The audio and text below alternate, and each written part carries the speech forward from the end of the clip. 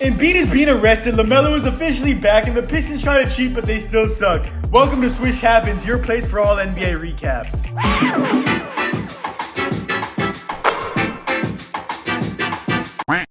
Welcome to the first episode of Swish Happens, where I recap the beautiful basketball that's in play the past couple of days, and I have a suit on so I know what I'm talking about. Our first story, it has finally happened. LeBron has brought Le Cid onto the court for a real NBA game. The crowd was going crazy for Le Nut, and he was absolutely hooping out there. Kick, Bronny. Your James family to see this night happen. Davis missed it. The follow won't. Getting blocked by Rudy Gobert as your first shot attempt is not great. But either way, LeBron and Bronny made history, and NBA on TNT had to find a way to put him in the post-game graphic. They have finally caught Embiid. The NBA has officially started their Embiid and Philly investigation on player participation. Embiid played a whole Olympics for a team that most likely didn't need him, but when he's needed on the Sixers, he don't want to play all of a sudden. Season hasn't even started yet, bro. What are you hurt from? And in the first game without Embiid or PG, the Sixers lost with Maxey putting up 31 shots. Philly is in hell. Paul George thought he was leaving all the injuries behind, leaving Kawhi. Nope, load management is your permanent duo partner, bro. Another year, another Kawhi injury, as he's not only missing the start of the season, but he's missing weeks of the start of the season for the Clippers. Kawhi is not being investigated because the NBA actually believes him. Kawhi's knees have been smoked brisket for almost a decade now, while Embiid started his injury gimmick when he saw Ben Simmons do it. Alright, now let's get into the basketball that happened the past couple of days with the him moments of the week. At number 3, with the Grizzlies up by 3 with seconds left, Ja iced the game in Ja fashion. They switch inside, jackknife it, score it.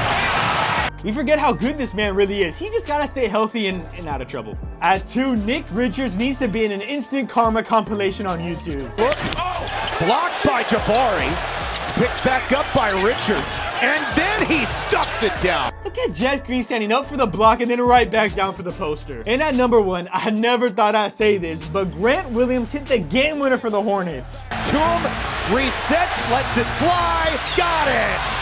Big shot there from Grant Williams.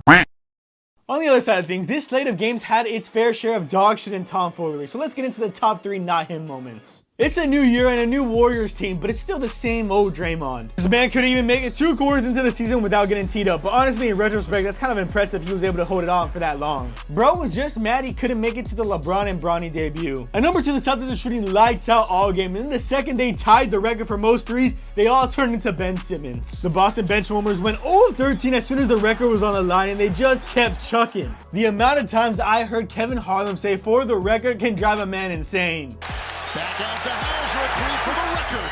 No! At number 1, in the clutch, James Harden absolutely stunk it up. First, he missed the game-winning floater at the end of regulation. Then in overtime, the free throw merchant went to the line and missed a game-tying free throw. Then after the Suns hit their free throws and went up by 3, Harden went to catch the inbounds pass and it bounced off his hands. Clippers are already in tank mode throwing the first game of the season. But guys, the Thunder own your pick. Stop fucking around.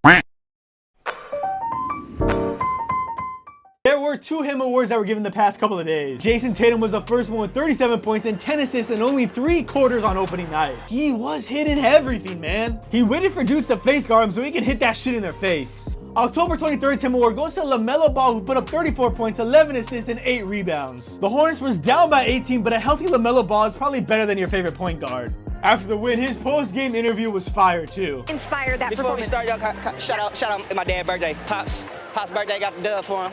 You can start it off now. Okay, happy birthday to Pops. All right. The first of the 2 not him awards given out this episode is OG Anunoby. Honestly, I could have given this award to the whole Knicks team because of how ass they were, but OG just played the worst. 34 minutes, he put up 4 points on 14% shooting.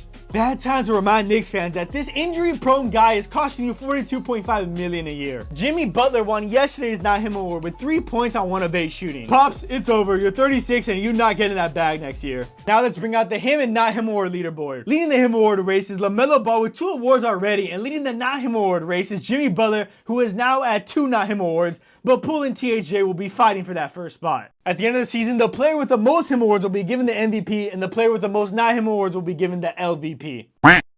Now I'm going to be predicting the results of the 4 best games before next episode, and we're going to look back at this to see how much I know ball. Thunder versus Nuggets, I've got the Thunder winning. Pacers versus Knicks, even though they played bad against the Devil Magic Celtics, I have a good feeling they'll win against the Pacers. Mavs versus Suns, I am going with my Mavs because if we lose, there will not be a next episode. And the Lakers versus Kings, AD is getting his first win against Sabonis. Make that 1-10 for his record against him.